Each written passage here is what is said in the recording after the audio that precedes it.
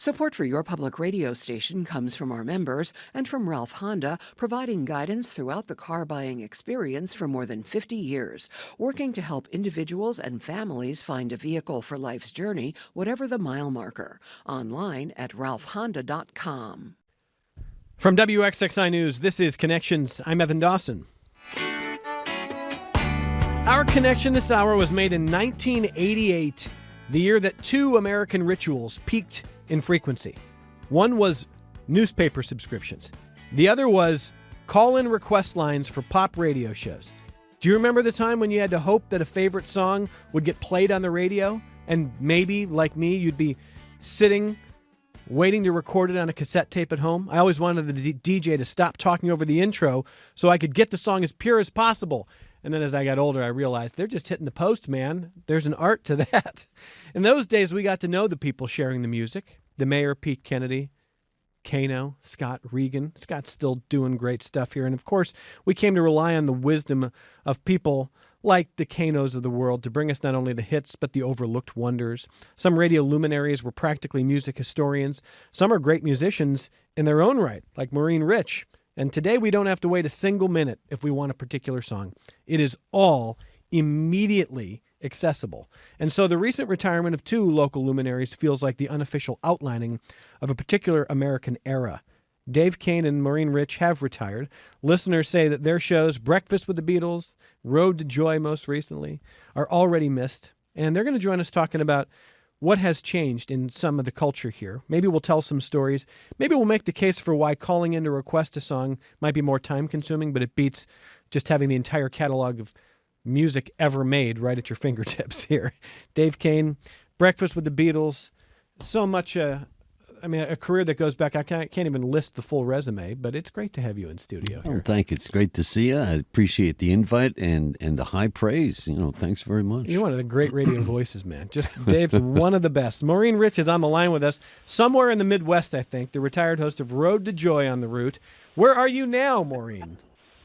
Well, I haven't quite made it out of New York, but we're close to New York. We were planning on leaving earlier, but you know how plans go. Uh-huh. Well, it's nice. So we're still on the thruway, but we pulled over. Well, it's nice to have you. Thank you for being generous with your time, Maureen. Kano, the same. And it was interesting to me when I looked up some of that data that found 1988 was both the peak for newspaper subscriptions and request line shows. And that feels sad that was almost 40 years ago. Does that blow your mind? Nah. No? Everything was so long ago, it doesn't. So I don't recognize anything anymore. Maureen, is that wild to you to think it was almost 40 years ago? Well, I guess, I think it's still going, for me, it's still going on now. So, we just keep rolling with the changes, But what we do is very different than what you might find on some of the other services. And, it's still going on. We're leaving it behind to others to carry the torch, but it still exists. Evan, you mentioned that 1988 was the year that it peaked. Okay, but there were plenty of years where it was building up to that peak, and it went through all kinds of, the amount of calls and the kinds of calls, and then there's contesting calls. But you learn a lot about the audience when you're live and local, and when the radio station, as well as the workforce, is 24/7, which is why overnight personalities were so crucial, at least in this town, and beloved and accessible. And you also got insight into what kind of people are listening to the radio at 3 in the morning. When I started, I did overnights, not on CMF, but on the old Magic 92. And you get with some very interesting folks on the phone, that's for sure. You agree with that, Maureen? I guess so. I never did overnight. Thank goodness. The interesting people weren't limited. Sleeping. They weren't limited to just overnights, but that was a special breed for sure. I mean, that's what I know they. Oh, go ahead, Maureen. Did overnights. They did overnights on AM. They did a blues show overnight, and with WXXI, but automation sort of took care of that.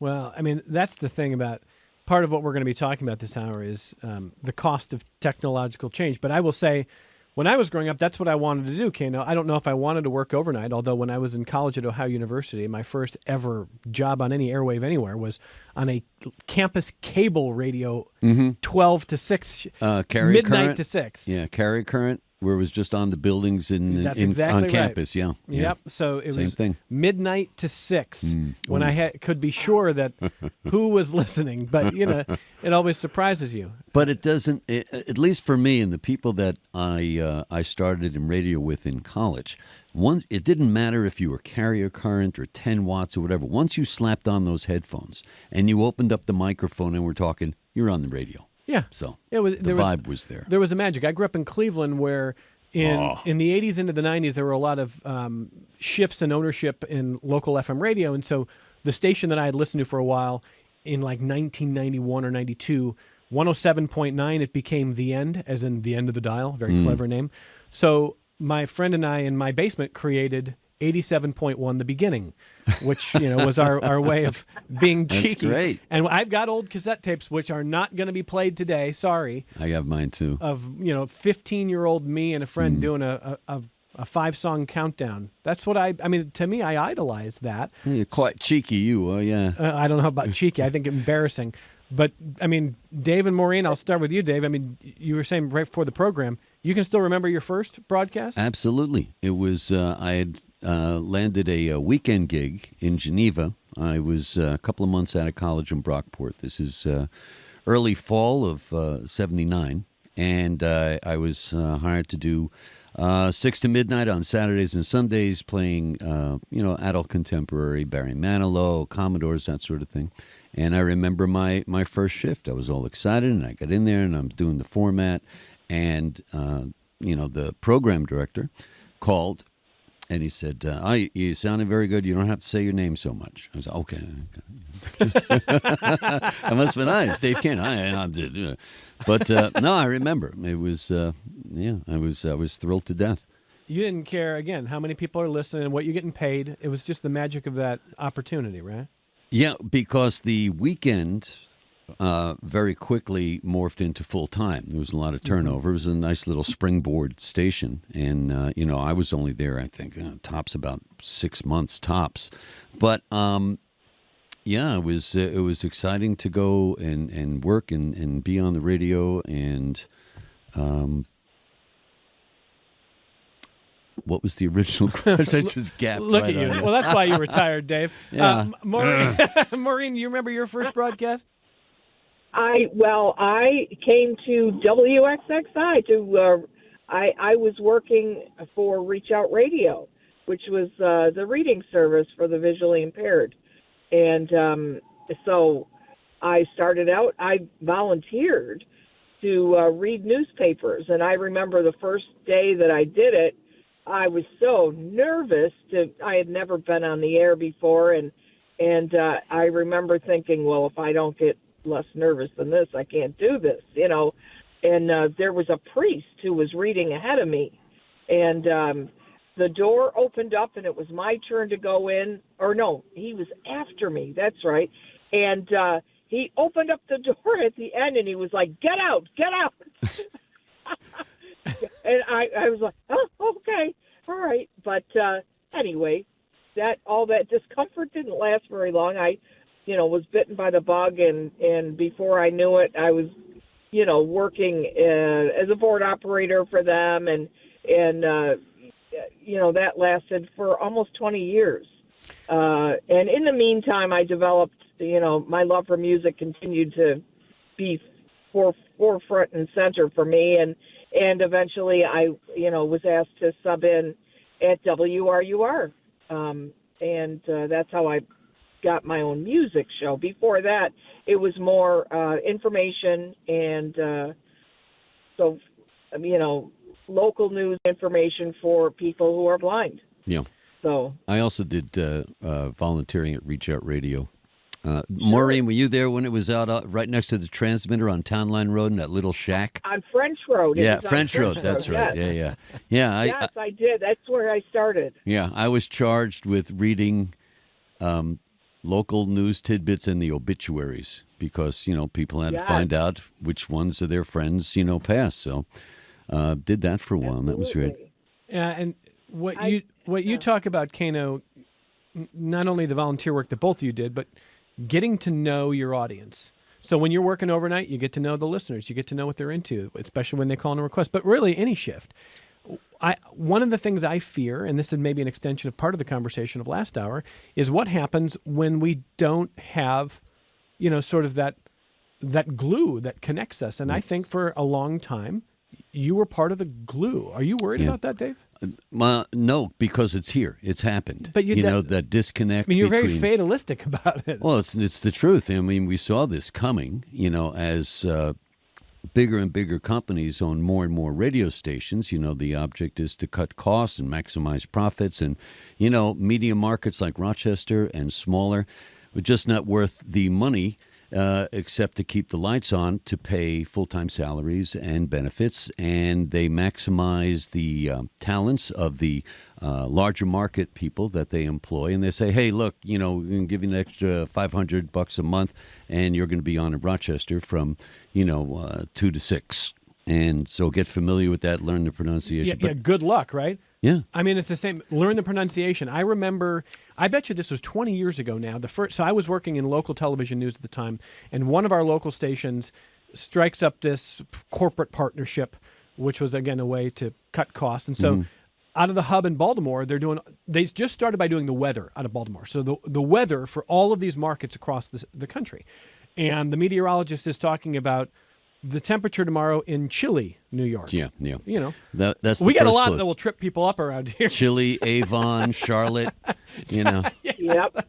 That's just Lima. Just for starters. Right. As soon as they say it, they go, you're not from here. Yeah, exactly. And, Yeah. And unfortunately, Live and Local has, for the most part, almost completely gone away. It's a cost, because radio stations now work with, and have for some time, work for shareholders. We don't work for the listeners, or they didn't work for the listeners. It's all about that bottom line, and the smaller markets like this just don't warrant the kind of support.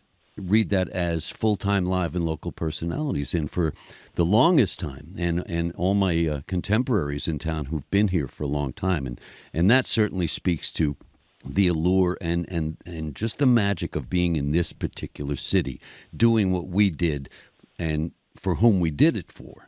And that connection, I love that that kinship, that relationship that I built over 40 plus years. And I know, some of my friends who put in similar amounts of time, same thing. You would see us at a Red Wings game or at Wegmans or at a school play. Or just hear your voice. We were out there and Yeah. accessible, and you could reach us on the telephone. Now, I think people would be shocked to know how much of, the full-time air talent in Rochester is pre-recorded and coming from somewhere else. It's shocking, and it's very demoralizing. But again, that's progress. I guess that's progress. That's progress. That's And not- the technology certainly made my job easier to an extent, computers and things like that, not having to queue up records and Sure. things like that. No, just, point and, and drag and drop and click. And that certainly made it easy. And it made running the radio station easier, but it also made it easier to replace, at first, overnight jocks, an unrated time and a non-monetized time. No need to pay a full-time salary and benefits. We'll automate it and just have station slogans on there. Oh, and then the same policy said, we don't need the nighttime guy, the 6 o'clock guy or gal. And then it was middays. It's just a bridge in between AM and PM drive. So we'll keep the live afternoons and the live mornings, and we'll automate or, fill in with the other ones. And, we knew it was coming, and it did. And what has sadly also happened to all these, the big companies that own all the radio stations, in addition to the loss of Live and Local, with that loss comes the distinction of now this radio station, WXXX, is just an app. We're just an app. and you broadcast the company line. You share national advertisers, you share syndicated shows, and you can get it on your phone. You like the Detroit Lions, you can listen to their games on the Detroit station while you're in Rochester. So you can listen to anybody, anywhere, anything. So there's no need for live and local in their book. So is that progress, Maureen? I think that in some respects, yes, but I do think that there is a place for local, and that's one of the things that public broadcasting does that the others can't or don't want to. So, it's another great reason to support your public station. Absolutely. And because we do that still, we still have that heart. I guess I feel like, oh, you're breaking my heart, Dave. Yeah. But I know you're right, and but we still have that kind of heart here. It's important, and that's what drew me to getting involved, here at WXXI and WRUR, because it's live and it's local and it relates to people, and we're happy to focus, on the smaller local picture. And I think, with the changing landscape of the availability of people to access music, I mean, remember in the 80s and the 90s, no internet, no streaming, Right. no downloading, no nothing. You either listened to the radio or you went out and you bought the record or the CD or the cassette and you listened to it at home or in the car. That's it. You were excited when, hey, Friday at 5 p.m. we'll have the new, Led Zeppelin thing that nobody else has. And, people And it would was run. an event when Yes. an album would drop, right? Absolutely. It was an event. Because there were no other sources for it. Now, if anything's on the internet, for better or for worse. But with that technological advancements, radio became radio. There's a generation, a lot of the audience, I think, that makes up WXXI and WRUR and similar non-com stations, non-commercial stations, is that it cuts through all the clutter and that it's live and local. And it feels there's a connection. There is a definite connection there that you lose when, you can, the listeners, I think most of them still remember the radio listening experience, waiting for your song to come on. That's right. Waiting for that contest to start. Now it's like, no, that's also something of the past. There is no quintessential radio listener anymore. Yeah, it feels that way. We're going to take Mark in Rochester's call in just a second. I've got some emails to share as we talk about the changes here. Dave Kane, Maureen Rich recently retired, and you know them from their work over the years with Maureen, Road to Joy. Dave recently with Breakfast with the Beatles. Although, again, I mean, these are two people who a lot of people have heard their voices over the years and appreciated their work for exactly the reasons that Dave and Maureen are talking about. Not just the fact that, hey, they played that song that I like, but they were the community. They knew the community. They listened to the community. And I do appreciate both of them talking about public media because I think, Megan Mack, when was it? You went to New Orleans for a conference a number of years ago. It wasn't that long ago. And it was like talking to our colleagues, even in public radio and public media around the country. It was like, you have a local talk show? And then the ones that did, it's more than 1 hour? I mean, it was a shock. Yeah. This used to be common, and these things are not common anymore, and there's a choice. Dave, when you talk about it was inevitable, when you saw the writing on the wall, like we knew this was coming, that's the same thing for it's like, people are like, well, why are all the stores closing? Well, did you order from Amazon or did you go to the store? I mean, like, I get that it's progress in a way that you can never have to leave your house and you can get it delivered right to your door. That's nice. But don't be surprised when the stores close. Yeah, and you can't fault people for having choice. More sure. choices. I use Amazon sometimes. Like, I'm guilty, but I'm just saying, like, we have to know as a society what our choices are going to lead to. Yeah. The other thing, when it was all live and local and personality-based, there were great rivalries in town. There were some very strong, pitched rivalries. I know especially between... Who did you hate the most? Well, we didn't hate anybody, but naturally... All right, so I spent my first 13 months on the radio in Rochester on the old Magic 92, the album station, before it became Q92 and Kick-Ass Rock and Roll. And when they, I had already jumped ship over to CMF, and here comes, they're taking shots at us, and they're showing up at our promotions, so we started little, street guerrilla kind of quote unquote warfare. We just took to the streets and we became the street station, and they were, just kind of floundering around, but we disliked them. So this is in the day before internet, and if a new release was coming, you couldn't download. You had to go to the bus station. So, all right, I'm sending it to you. It'll be at the bus station from Cleveland. It would come, and it'll be there at 5. So we'd send an intern down there. Make sure you get our package. And if there's any other packages for other radio stations, get them too. And that happened once or twice. So, Maureen, you're too lovely to have any rivalries like this, aren't you? Oh my gosh. Yeah. Well, I don't know. Yes.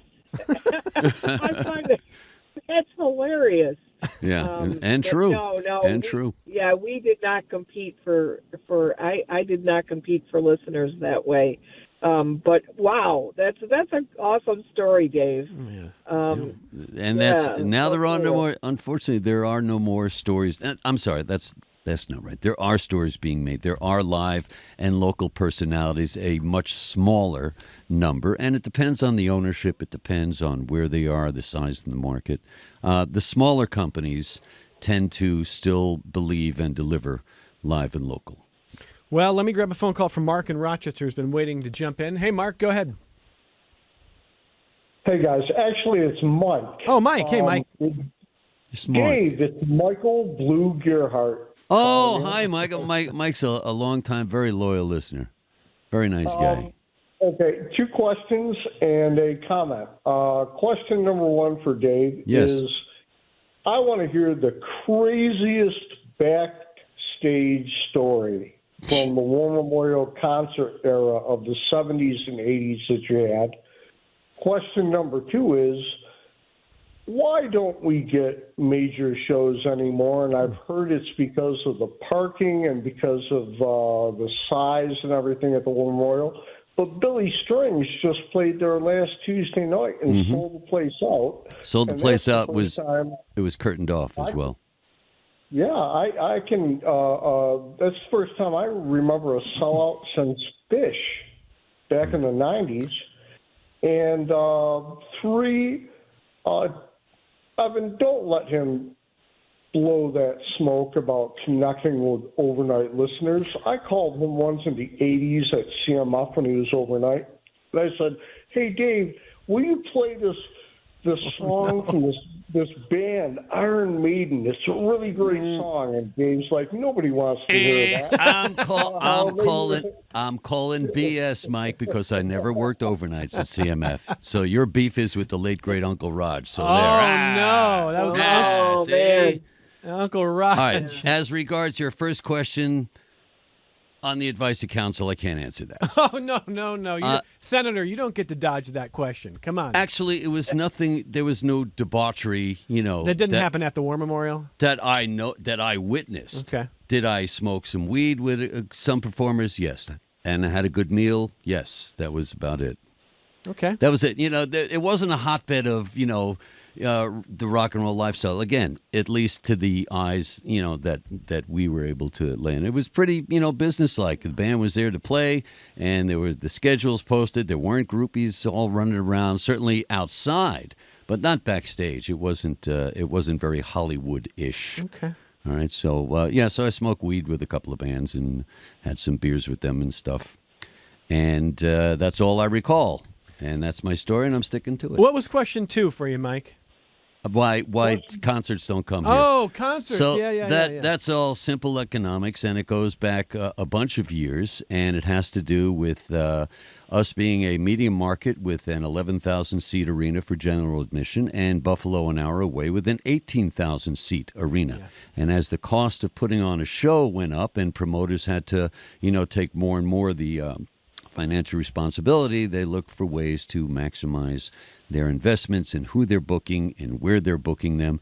And Rochester is just too small, for a lot of bands. Like I remember I wrote, we were very tight with Rush's management, and they hadn't come here in a long time. And I wrote them, we don't care if they don't just bring the band and put them up on stage. But no, the stage just can't handle. I'm surprised that they handle TSO, which is a fantastic show, but it's economics, and it's where they can put the most fannies in the seats. Yeah, and Maureen, when I'm thinking of different sizes, I mean, you're someone who's a great performer yourself, and you appreciate live music. I think I'm speaking out of school here, and maybe Megan can fact check me on the fly here.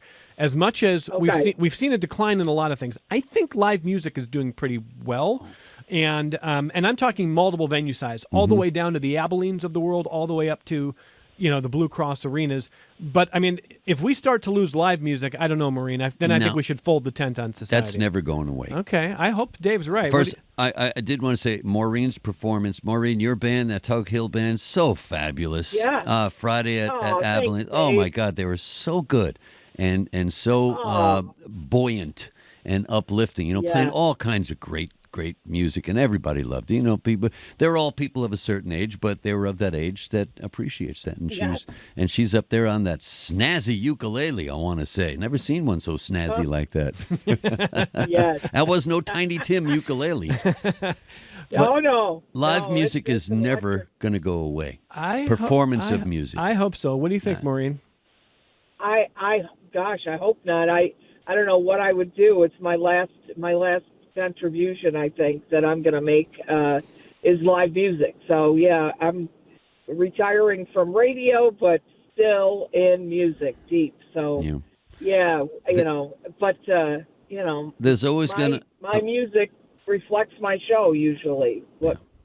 Similar songs, and I like to sing about my heart, I guess, or what's going on sometimes, or whatever. So I think it's people need to express themselves. So there's always going to be a performer who has a song to sing, and people who want to hear him sing it, whether it's in a village or whether it's in a concert hall.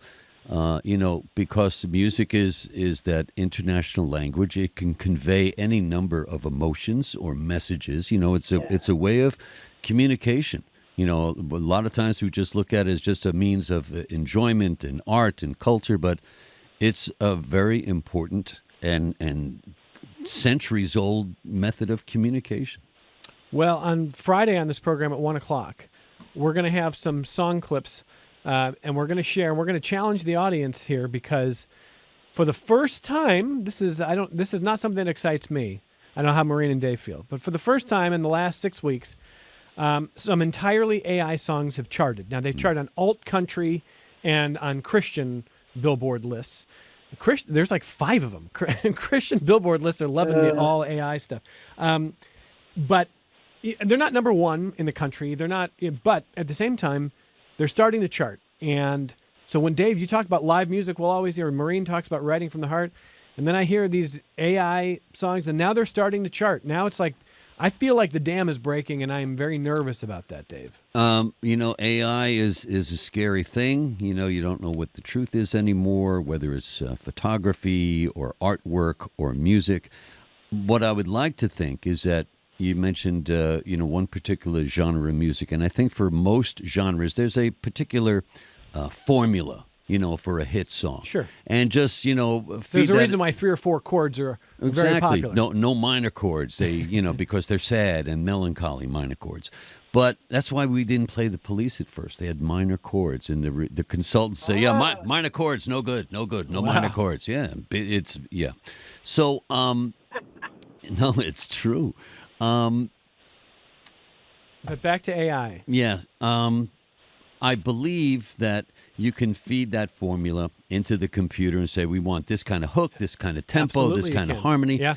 But depending on the subject, where's the emotion? Where's the message? Where is, the gut feeling you'll get from listening to it? And again, it's a distinction a lot of people probably, won't think about and won't make. A good song is a good song. They like a good song. I wonder if that's real musicians. People who are very into music might question that, but the majority of people are casual, when it comes to listening to music. They know what they like. I like that. It's made by a computer. I don't care. I like it. Right, exactly. And so, Maureen, the formula that Dave talks about is real. They know what the formula is that turns people on, and if they are casual, if they're not going to be very discerning, I think we're going to see more of this. And as a musician yourself, Maureen, are you concerned about that? I don't know. I mean, I don't even know what the formula is, you know? I mean, so I guess it has me beat already, but I do think that it's not always right either. You know, there was a long piece on 60 Minutes last night about AI and how it started to, deviate certainly from the truth. And most people I know that work around it a lot, they say it's not reliable. So I kind of still have faith in us that we will somehow get around it. Yeah. Or overcome the bad part of it. I hope so. It's here to stay. It's here to stay. I think in terms of cultural expressions, whether it's music or art or the written word, that most folks with half a brain would still be able to, make the distinction of what is real and what is I not. hope so, Dave. Certainly, I know I see pictures on social media. I go, right away, I see, that is so fake. But, to a trained eye.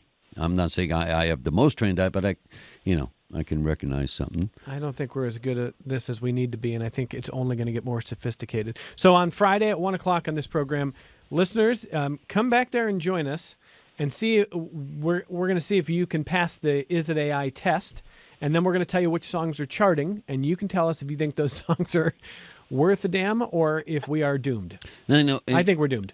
Yeah, it could very well be, but that's been said about a lot of things. The dynamic of music. You can go back in your memories, and in terms of a formula. Okay, so if one band had a song and it became a huge hit, all the other record companies say, all right, we got to get a band that's like that, follows that formula. You got this opening great guitar lick, and then you got great lyrics and a sing-along chorus and a screaming guitar solo, and it's got to be produced by this guy. Now, look at, everything was a copycat. In the 1980s, everything became keyboard-based and the wild hair. In the 90s, grunge, everybody started wearing, flannels and had that sound. And record companies, of course, looking to make money, scrambled to sign any band that looked or sounded remotely like it. And there were a bunch of crap bands, but there were a bunch of really good bands as well. But it's like they just throw it up against the wall and see what sticks. But when Guns N' Roses and the hair band started, everybody's wearing bandanas and torn jeans, and everybody had the look and the sound, because you also had to have a video to go with it. There was also that visual aspect of it. And, but people who stick to the basic forms of, the basic three chords of rock and roll or blues or the improvisational, talents in jazz, then it's all good, and it's a lot easier to pick that out from the formula stuff. And AI stuff is very formulaic. By the way, what was the worst song or the worst band that you had to play consistently, and every time you had to play it, you're like, oh my How long you got? There were plenty that we had to play, and there were what were called turntable hits. Didn't sell hardly a single record, but it researched well. That means I didn't know that. Oh yeah, a lot of turntable hits. Donnie Iris, Aaliyah, that's a turntable hit. Okay. Didn't sell a lick. And from Pittsburgh, I was going to say Cleveland. Was it? No, Pittsburgh, I think. In any event.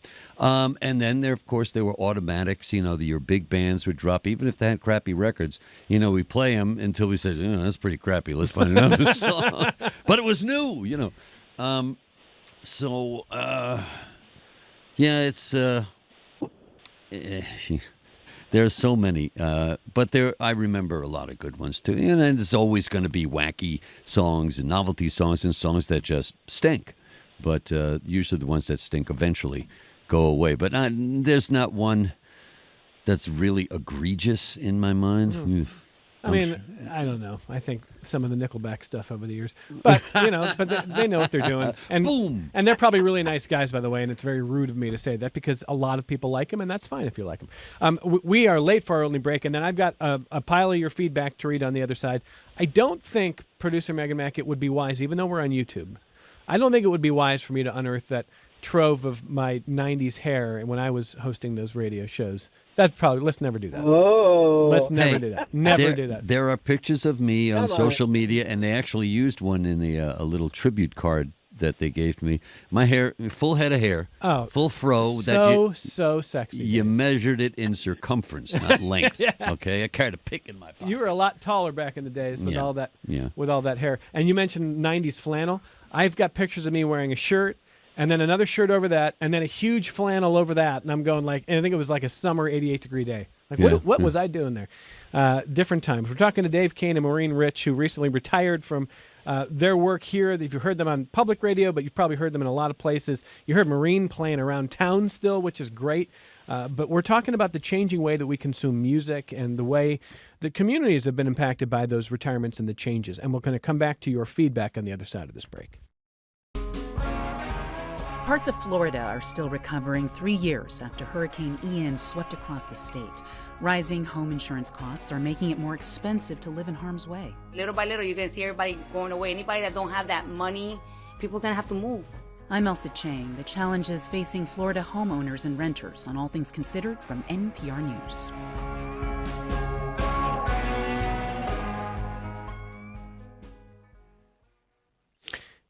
Welcome back to Connections. You know, when we talk about, we kind of joke about the stuff that you got to play that you don't love. But Maureen and Dave have introduced people to music that they would never have heard of without the work that they did. And that's the stuff that I love. I mean, I don't know if you're never going to be able to quantify it, Kano, but certainly you introduce stuff to people that they did not know about. And that's pretty cool. In a controlled sort of way. Did we introduce new artists? Only, if, again, the thing to remember is that whether we like the songs or not, we weren't playing them for us, So you don't want to convey, God, I really hate this song. Hey, why don't you kids turn it up? It was for the listeners. The average radio listener didn't listen for more than 15, 20 minutes at a time. Sure. Again, with huge exceptions, like having an overnight workforce or a daytime workforce that would listen for the whole shift. And or a Friday or a Saturday night event, a party Yeah. where they would pick a radio station, Right. and that was the backdrop of the evening. right, That's right. an amazing thing for people to think about now. Yeah, pretty much. That was again with so little choices to have. It was like turn on that station or this station. Yeah. But the reason why when I came back to do Breakfast with the Beatles and subsequently started filling in on the route, I was in such heaven. Because here was a live and local radio station that trusted the personalities, their knowledgeable personalities enough to say, play what you want, have some basis for it or, make sure you frame it right. But so I hadn't done that since college. I hadn't done that since I was 21 years old. And what I loved so much about the freedom was finally being able to satiate those listeners and say, why can't you guys play other music and this and that? Because there's a lot of music heads here. And finally got to do a show for people who really enjoy music. And as such, will support a public radio outlet.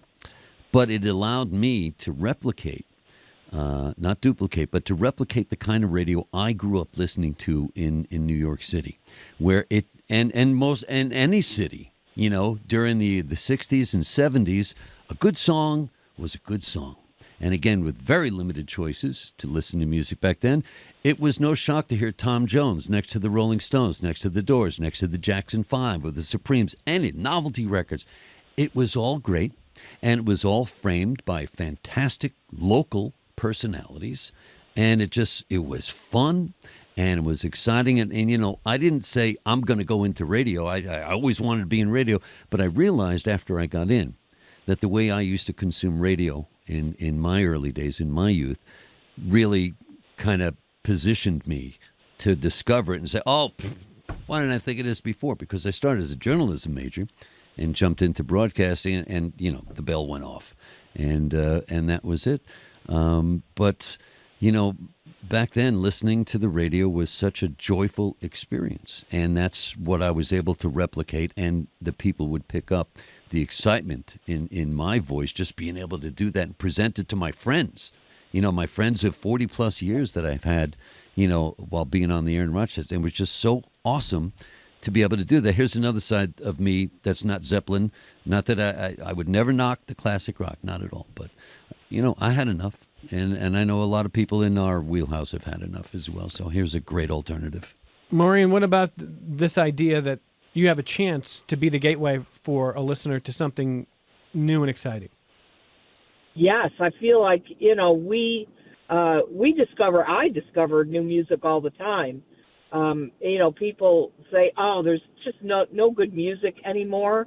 And, I always take them up on that and say, no, you're just not listening, because there is great music out there. So, for me, discovery, it was a big part of my journey in radio. And it had to be, or else I wasn't too interested in doing it, just putting in the time, putting shows together.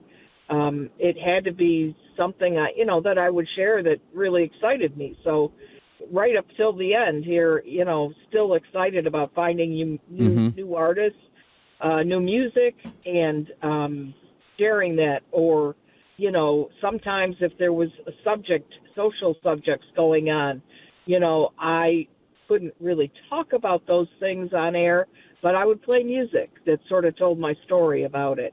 And I think that other people could relate and felt the same way. And I feel like those are the kind of things that I focused on.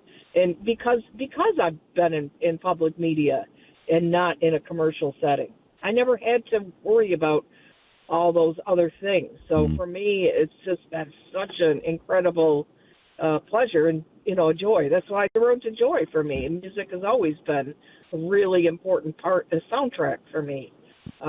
I think in lyrics, and I think in songs, and, time posts and all that throughout my life.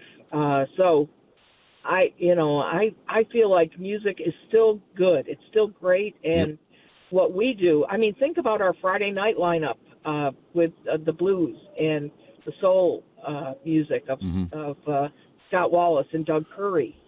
That you won't hear that anywhere. Right. Around.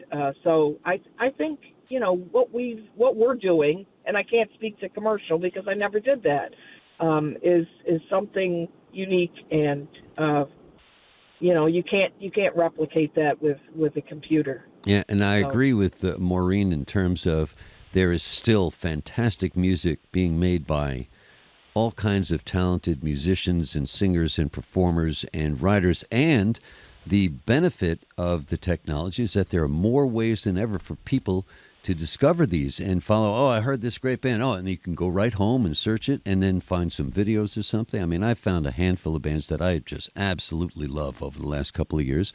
And, there's it's a two-way street. As much as I am so pleased and, encouraged when I see young people, very young people, embracing the Beatles, music of their grandparents' generation. And by the same token, there are newer bands that appeal to youth that I have found incredibly intriguing and entertaining. And it's much easier to discover these bands if you are what's called musically active. If you go to shows, you read about shows, you talk to people about music. That's how you find out. All right, let me get some more feedback in. Chris says that it wasn't Amazon, but we should be blaming Columbia House. So Columbia House, I recently saw somebody shared the meme that said there's like 100,000 Americans who still owe a lot of money to Columbia House, which I think has since folded. If you don't know the story of Columbia House, here's how I found out about it. I had a brother who was 8 years older. When I was 9 years old, he had this huge stack of, I think it was cassette tapes at the time. Cassettes or 8-tracks. And it was becoming CDs like right around 1990. But he had this huge stack in his bedroom. And I'm like, where did you get those? And he's like, it was like $1, or it was something like 50 cents for your first like 7 or 8 or 10. And I'm like, even at the age of 9, I was like, well, what do you then have to pay? And he's like, I don't think anything. And I was like, well, you're definitely going to jail. Yeah. So, but he had a band called the Indigo Girls there. And I was like, what's this? He goes, I don't know. They sent it as part of the lineup. And that's how I heard about the Indigo Girls, one of my favorite bands, because we basically stole them from Columbia House, which was a... But you found out about it. But found out. It should have been the local radios, but it turns out... So anyway, Chris, yes, Columbia House which I think all of us are still in debt to. That's a great reference. David writes to say, I still call and request to my favorite radio show. On Saturdays, I call into WVBR in Ithaca to make requests on their long-running Rock and Remnant show. I also occasionally request something ahead of time from my friend Stephen Webb, who hosts the syndicated Stuck in the Psychedelic Era and great Living in the show. Days of Confusion out of WEOS, in fact. He says, I'm not planning to stop. No need for this newfangled stuff. Now, the request lines and being able to, talk with the listeners was a huge link in that relationship, and that's pretty much gone as well. And with the loss of live and local, there's no local contests anymore. They're all nationwide contests, and you've got nary a chance to win. MJ says music is alive and well and was at Billy Strings this week with a wide generational audience. My first time seeing him, and I've not been to a live show like that in years. People are hungering for more real performers and music such as his, and not the overproduced pop of the last couple of decades, in my humble opinion. That's from MJ. Is music overproduced these days, Dave? It depends on what you're listening to and who you're talking to. It's all subjective.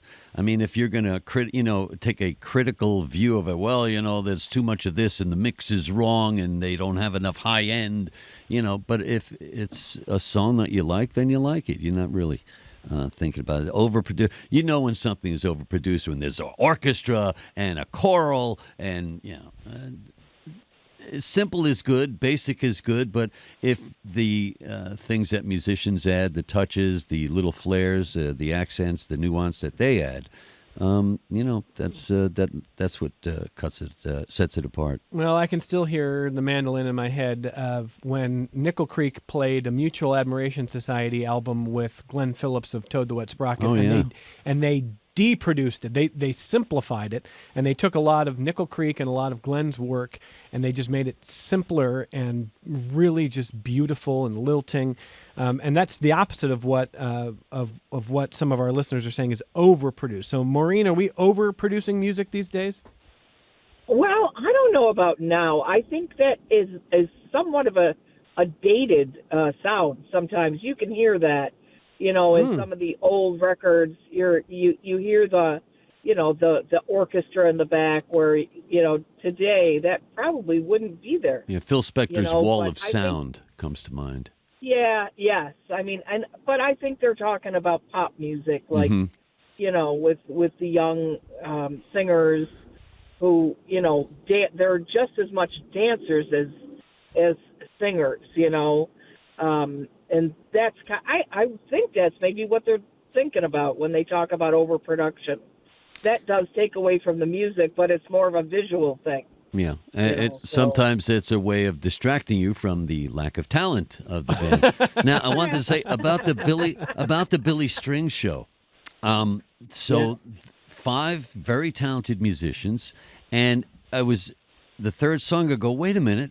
There are no electric instruments being played. It was all amplified. You had 2 acoustic guitars. You had an upright bass, a mandolin player, and a violin player, a banjo player. And I said, and that's, that kind of unplugged. Well, if it were unplugged, I would have loved to have seen them in a very small hall without any amplification. But the beauty of those acoustic instruments, whether it's bluegrass or anything, can't be matched. And you don't want to overproduce that. You lose the warmth and the beauty of the sounds that are coming out of those instruments. James on YouTube says, can you ask when the Friday song tradition started? When I got to CMF in 1981, the guy who had previously done it just said, all right, weekends here, see you, bye, and he would play the song, and that was it.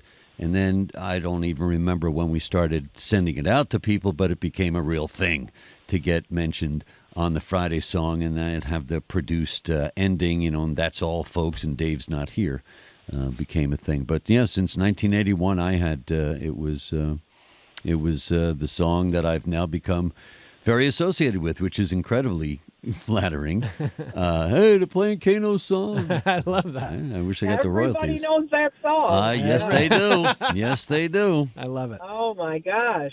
Yeah, you've made quite the mark, Dave Kane. Thank you Well, so much. And Thanks. before we wrap here, Tom sent a note in just saying, can you briefly tell people who didn't know the Uncle Raj story, just Uncle Raj, a little bit on Uncle Raj?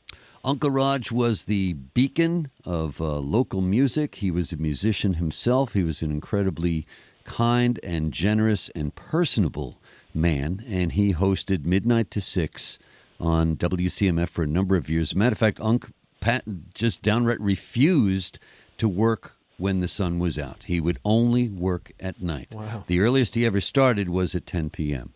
And he became the friend of the overnight working audience. And again, he championed local music with a show called Homegrown that launched a lot of local bands and gave them a forum.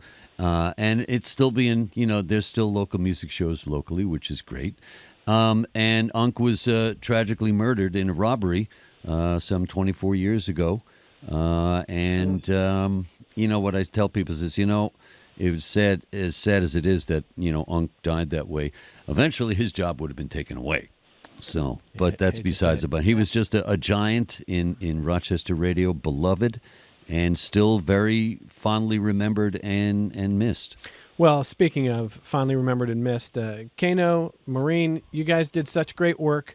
And I want to just not only salute you in retirement, but just to tell you that there's not anybody like you. And I don't know that I don't know that this is a great form of progress. I think that the ties to local community and the service that you both did is not really replaceable. So I just want to thank you. And Maureen, where are you playing around town next?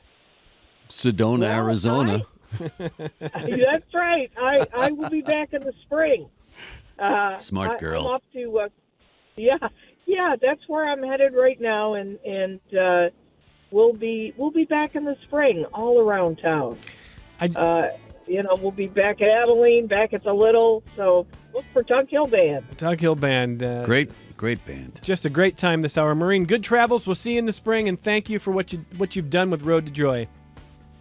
Thank you, Evan. That's Maureen Rich. Bye, and Dave. Kano. Bye, Mo.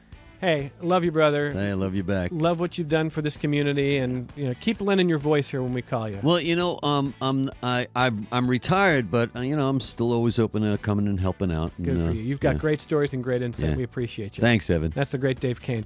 Thanks for all of us at Connections for joining us on our various platforms, and we're back with you tomorrow on member-supported public media.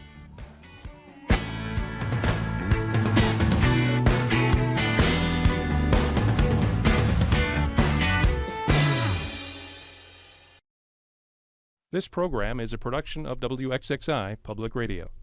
The views expressed do not necessarily represent those of this station, its staff, management, or underwriters. The broadcast is meant for the private use of our audience. Any rebroadcast or use in another medium without expressed written consent of WXXI is strictly prohibited. Connections with Evan Dawson is available as a podcast. Just click on the Connections link at WXXInews.org.